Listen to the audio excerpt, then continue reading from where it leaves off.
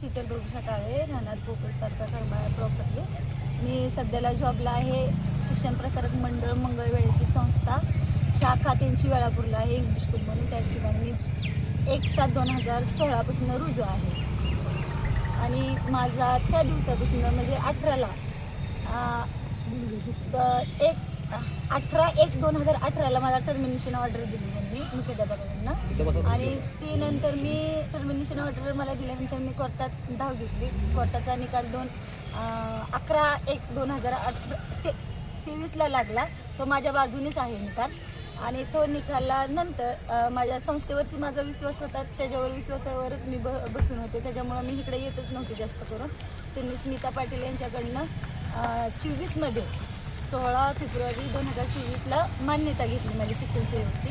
त्या मान्यतेवरती ही TETची 8 लागूच केलेली होती 14 नंबरला. त्यांनी ती नंतर मला लई दिवसानंतर 2025मध्ये माहीत झालं मला ती ऑर्डर, म्हणजे मला TETची 8 लागू झाल्यामुळं.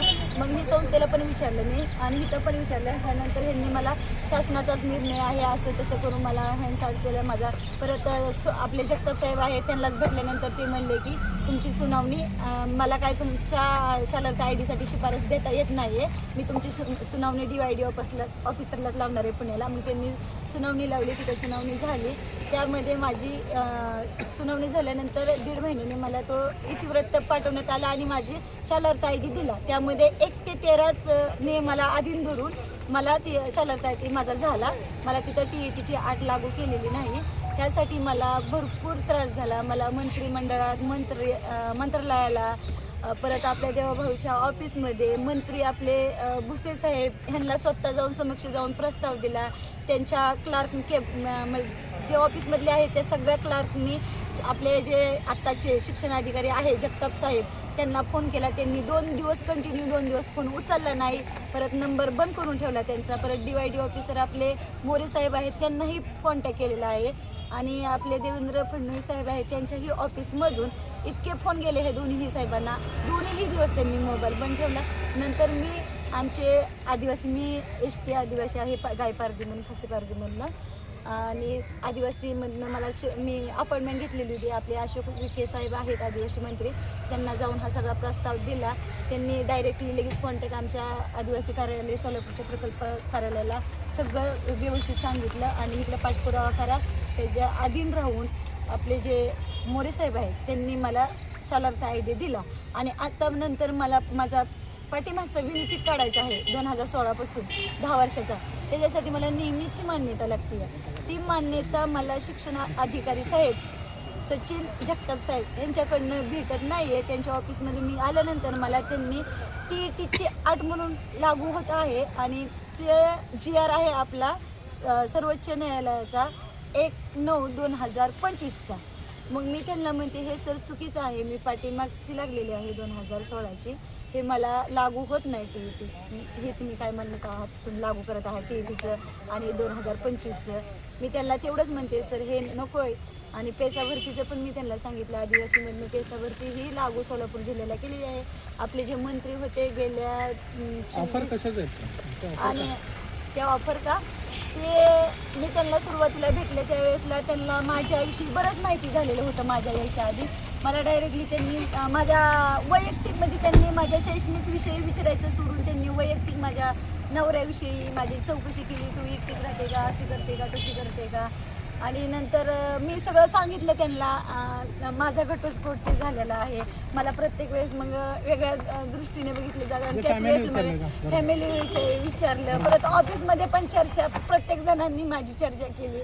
आणि त्यांना पण हे निदर्शन त्याच वेळेला कळलं होतं की मॅडमला हे काहीतरी बोललेत म्हणून. मग आता मी ते उघड सांगू का त्यांची ऑफर काय आहे ते. ती सोमवारी पण मला ती डायरेक्टली घरी हे शब्द काढलेले आहेत घरी. म्हणजे त्यांनी कसं केलं मला मी तिथं समोर बसलेली होती खुर्चीवरती जवळच समोरच्या त्यांच्या खुर्ची हो समोरच. आणि त्यांनी एका क्लार्कला मुद्दाम बोलून घेतलं आणि ते काय म्हणले ह्या फायली सगळ्या घरी येऊनही करायच्या माझ्याकडे द्यायच्या आणि 2 वाजेपर्यंत फायलीवरती सह्या घ्यायच्या. हे त्यांना नव्हते म्हणत हे मला बोलत होते. ते त्यांना फक्त हे करत होते शिक्षणाधिकारी. ते मला त्या आधीपासून हे ज्यावेळेसला माझं सप्टेंबरमध्ये 2025मध्ये मी आलेली होती त्याच वेळेसला त्यांनी मला ऑफर केलेली होती की मी हे उघड सांगायचं का हे ऑफर काय आहे ते? नाही नाही समजला आम्हाला विषय. बरं जेव्हा पुढचा पाऊल काय असणार आहे तुमचं? पुढचं म्हणणं मी त्यांच्यावर आता मी काल पण जाऊन आले संध्याकाळी SP ऑफिसला. अध्यक्ष साहेब नव्हते, त्यांना मॅडमला भेटले. मॅडम म्हणलेले मला 11 वाजता या आणि तुझा विषय काय आहे ते सांग. मी म्हणलं मला केस कंप्लेंट दाखल करायची आहे. माझी हॅरेसमेंट होती या 10 वर्षापासून. मी सगळ्यांवरती विश्वास संस्थेवरती टाकला होता. मी प्रशासनाविषयी आदर व्यक्त करत होते त्यांचा. मी आजपर्यंत पण केलेलंच आहे, आणखीनही मी करते प्रशासनाचा, शिक्षण अधिकाऱ्यांचा आदर.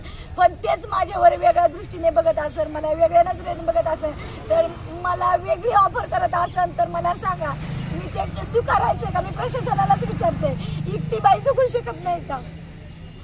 आणि मी पारधी समाजामध्ये, पारधी जातीमध्ये जन्माला आले, हे माझं हे का दुर्भाग्य आहे का मी कम नशिबी आहे की मलाच टीईटीची आठ लागू होती या माझ्या ह्याच्यावरती, कागदपत्रावरती, मान्यतेवरती. मी त्यांना एवढं पण म्हणते की शासनाच्या नियमाप्रमाणे जे DEDचे शिक्षक आहेत त्यांना पण तुम्ही अटी लागू केले ते पण मला द्या, म्हणून ओरिजिनल मला बघायला द्या. मी स्वीकारते तुमची टीईटी लागू केलेली ऑर्डर, मान्यता.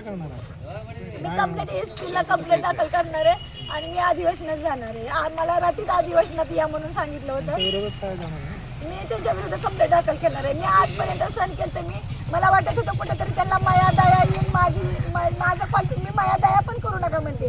माझं शिक्षण बघा, मी काय आहे, मी कुठे आहे, मी कुठल्या लेवलमधनं कुठल्या स्तरामधनं आलेली आहे.